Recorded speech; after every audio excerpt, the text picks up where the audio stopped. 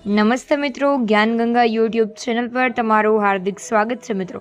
તો આજે આપણે જોશું કે વાસ્તુશાસ્ત્રના એવા અદ્ભુત 26 નિયમો જે જો તમે તમારા જીવનમાં અપનાવશો તો તમારી કિસ્મત બદલાઈ જશે અને તમારું આખું જીવન પણ બદલાઈ જશે અને ઘરમાં સુખ, શાંતિ, આરોગ્ય અને સમૃદ્ધિ આવી જશે અને તમારા જીવનમાં સફળતા પ્રાપ્ત થશે।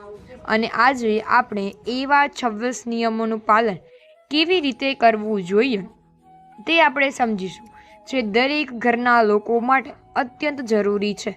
તો ચાલો શરૂઆત કરીએ। નિયમ નંબર 1, ઘરના નળમાંથી પાણી ટપકવા ન દેવું જોઈએ, કારણ કે ઘણા લોકોના ઘરમાં નળમાંથી ધીરે ધીરે પાણી ટપકતું રહે છે અને તેઓ તેને સામાન્ય બાબત માની લે છે, પરંતુ વાસ્તુશાસ્ત્ર કહે છે કે નળમાંથી સતત ટપકતું પાણી ધનની હાનિ કરાવે છે।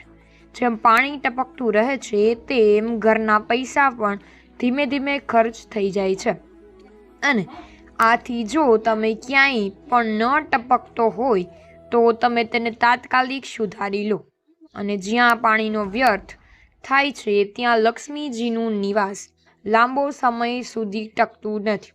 નંબર 2, તૂટેલા કે ફૂટેલા વાસણોનો ઉપયોગ ન કરવો જોઈએ, કારણ કે ઘરમાં જો તૂટેલા કાચ અથવા ફાટેલા કપ કે કાચા પડેલા વાસણો હોય તો તેને તરત જ દૂર કરી દેવા જોઈએ અને વાસ્તુ મુજબ તૂટેલા વાસણોમાં નકારાત્મક ઉર્જા વસે છે અને એવું ભોજન કહેવા પણ શુભ પ્રસંગમાં લેવો એ પણ અશુભ માનવામાં આવે છે। આથી ઘરમાં માત્ર સ્વચ્છ અને અખંડિત અને ચમકતા વાસણો જ રાખવા જોઈએ। નિયમ નંબર 3, છત પરની પાણીની ટાંકીમાંથી પાણી લીક ન થવું જોઈએ અને જો છત પરની ટાંકીમાંથી પાણી ટપકતું હોય અથવા ભીની દિવાલ દેખાતી હોય તો એ ઘર માટે દુર્ભાગ્ય લાવે છે, કારણ કે પાણીનું સતત વહેવું નિરંતર ખોટનું પ્રતીક છે અને વાસ્તુશાસ્ત્ર પણ કહે છે કે પાણીમાંથી પાણી લીક થવાની ઘરમાં તણાવ, તકલીફ અને નાણાકીય નુકસાન વધે છે।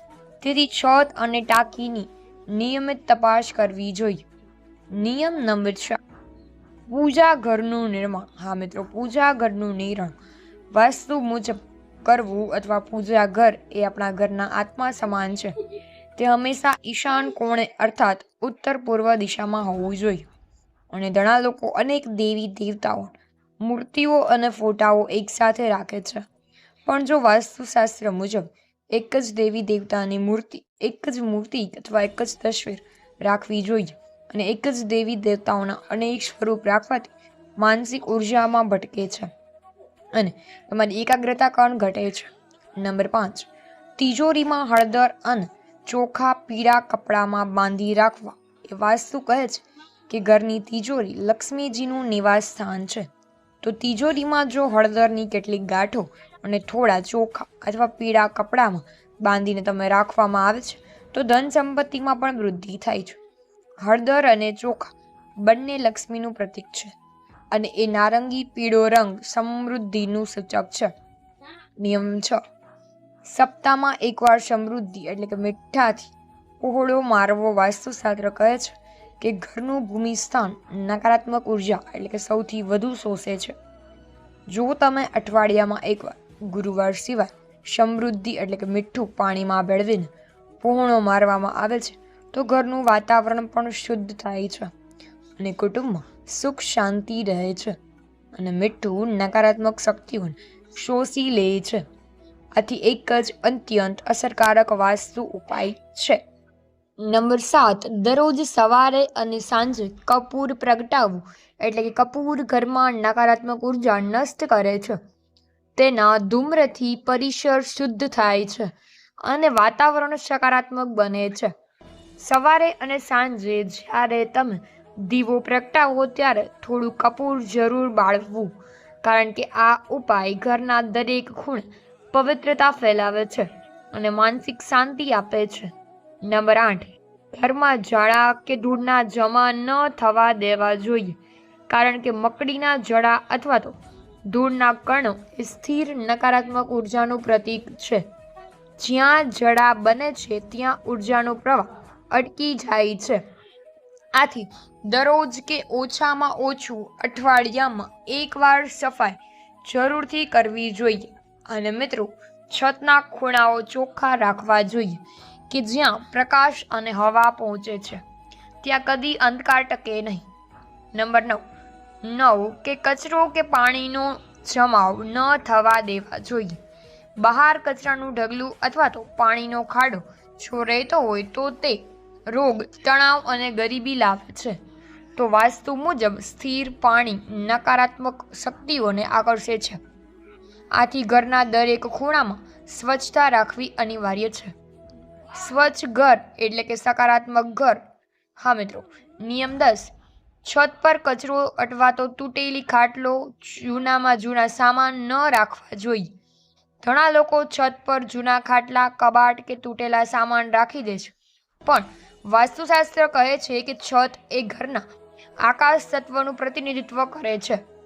અને જો આકાશ તત્વ ગંદુ કે ભાર ભરેલું હોય તો ઘરમાં ઉન્નતિ રોકાઈ જાય છે અને વિચાર શક્તિ તમારી નબળી પડી શકે છે અને વિકાસ પણ અટકે છે. આથી છત હંમેશા ખાલી અને સ્વચ્છ રાખવી એ જ શુભ માનવામાં આવે છે. નિયમ 11, બ્રહ્મ મુહૂર્ત અને સંધ્યા કાળે ઝાડુ ન મારવું જોઈએ. કારણ કે વાસ્તુશાસ્ત્ર અનુસાર કહેવાય છે કે બ્રહ્મ મુહૂર્ત એટલે કે ભગવાનનો સમય.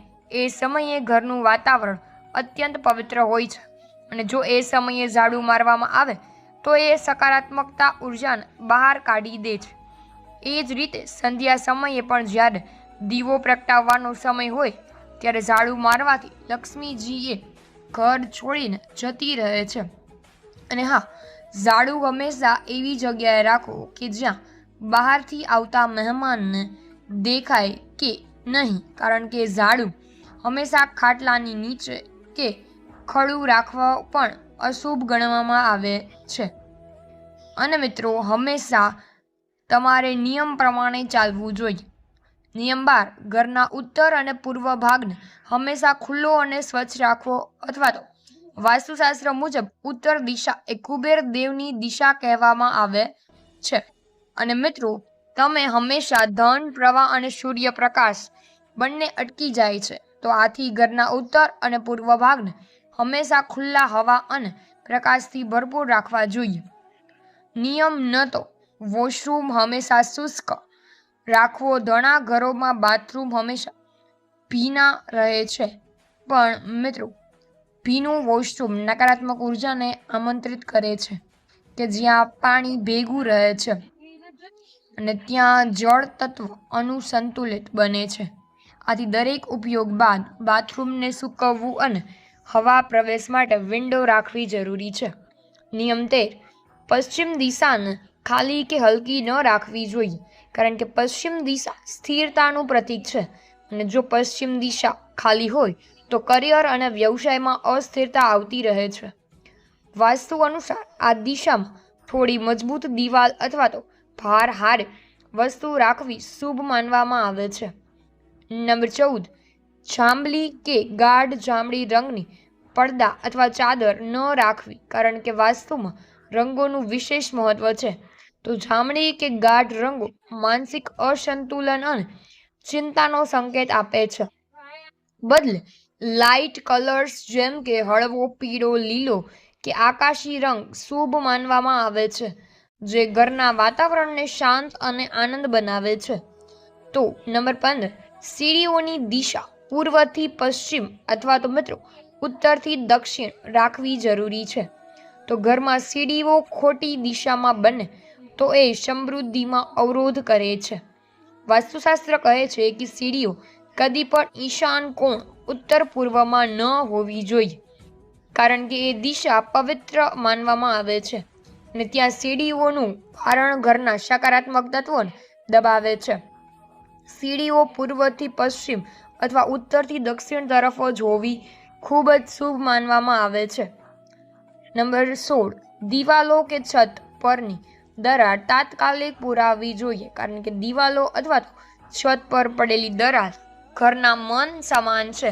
દરાર એટલે કે નકારાત્મક તૂટણ અથવા તો જે કુટુંબના સભ્યો વચ્ચે મતભેદ લાવે છે અને વાસ્તુશાસ્ત્ર કહે છે કે દરાર પડતાની સાથે જ તેને સુધારવી જોઈએ, કારણ કે તિરાડ ધરાવતો દર અથવા તો તિરાડ ધરાવતું ઘર ધીમે ધીમે ઉર્જા ગુમાવતું રહે છે.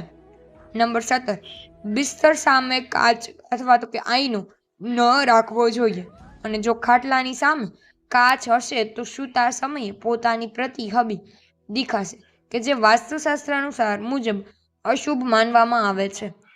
એથી નિંદ્રા ભંગ થાય છે અને માનસિક શાંતિ પણ ઘટે છે. આથી આઈનો હંમેશા ખાટલાની સામે ન રાખવું જોઈએ તેવું જોવું જોઈએ, કારણ કે તેનાથી અશુભ માનવામાં આવે છે.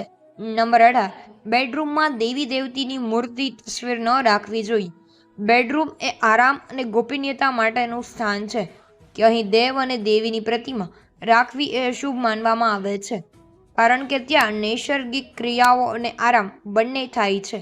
તો દેવસ્થાન હંમેશા પૂજા ઘરમાં જ રાખવું જોઈએ. નંબર 19, લોખંડનો સંપૂર્ણ બેડ ન રાખવો જોઈએ. લોખંડ તત્વ ઉર્જા પ્રવાહને અવરોધે છે. જો બેડ સંપૂર્ણ લોખંડનો હશે તો આરોગ્ય અને નિંદ્રા ઉપર નકારાત્મક અસર થાય છે. તો આથી લાકડાનો બેડ સૌથી ઉત્તમ માનવામાં આવે છે, કે જે પ્રકૃતિ સાથે સુમેળ સ્થાપે છે. નંબર 20, બેડરૂમમાં લીલા કે લીલા રંગના બલ્બનો ઉપયોગ ન કરવો જોઈએ, કારણ કે આ રંગો માનસિક તણાવ વધારે છે. અને બેડરૂમમાં હળવો પીળો કે ગરમ સફેદ પ્રકાશ રાખવો જોઈએ, કે જે ઉત્તમ છે અને જે શાંતિ અને સુખ આપે છે. નંબર 21, ફાટેલા પડદા, ચાદર કે તકિયા ન રાખવા, કારણ કે ફાટેલી વસ્તુઓ નકારાત્મક ઉર્જાનું અથવા નિવાસસ્થાન બને છે, કે જ્યાં ફાટેલી વસ્તુ હોય અથવા તો ત્યાં પ્રગતિ અટકી જાય છે. આથી પડદા, ચાદર, તકિયા વગેરે સમયાંતરે બદલતા રહેવા જોઈએ. નંબર 22, રવિવારે તુલસી માતાને પાણી ન આપવું જોઈએ, કારણ કે તુલસી માતાનું લક્ષ્મીજીનું સ્વરૂપ છે. તો રવિવારે અગ્નિ તત્વનો દિવસ છે અને જળ તત્વ સાથે તેનું વિષવંદ છે. તેથી રવિવારે તુલસીજીને પાણી અર્પણ કરવું અશુભ માનવામાં આવે છે. બાકીના બધા દિવસોમાં નિયમિત જળ આપવું શુભ છે.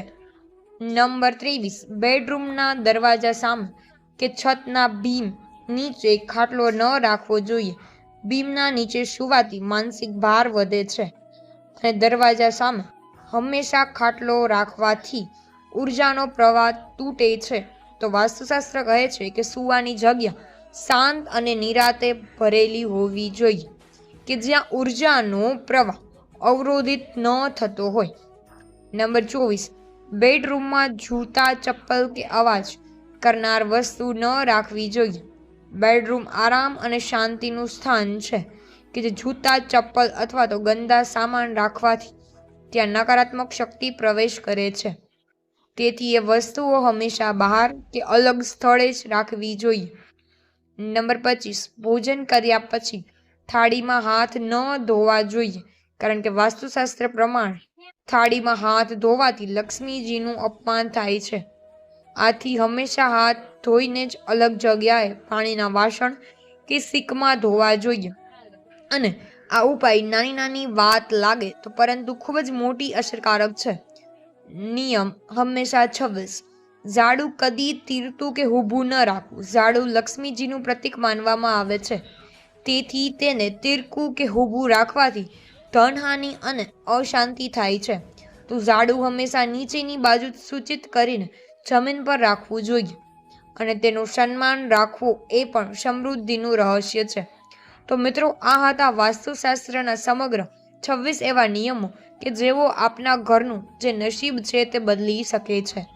અને જો આપ આ ઉપાયો હૃદયથી અનુસરશો તો ઘરમાંથી નકારાત્મકતા દૂર થશે અને સમૃદ્ધિ પોતે જ પ્રવેશ કરશે. હા મિત્રો, તો યાદ રાખો કે વાસ્તુશાસ્ત્ર એ માત્ર દિશા નિયમ નથી, પરંતુ એ જીવન જીવવાનો એક પવિત્ર વિજ્ઞાન છે. હા મિત્રો, એક વિજ્ઞાન છે. તો મિત્રો, આજના વિડીયોમાં બસ આટલું જ. તો જો તમને આ વિડીયો ગમ્યો હોય તો વિડીયોને લાઇક, શેર કરવાનું ભૂલતા નહીં. અને જો તમે ચેનલની અંદર નવા હોય તો ચેનલને સબસ્ક્રાઇબ કરવાનું ભૂલતા નહીં, જેથી તમને આવા વિડીયોની લિંક મળતી રહે. તો સૌને મારા જય શ્રી કૃષ્ણ.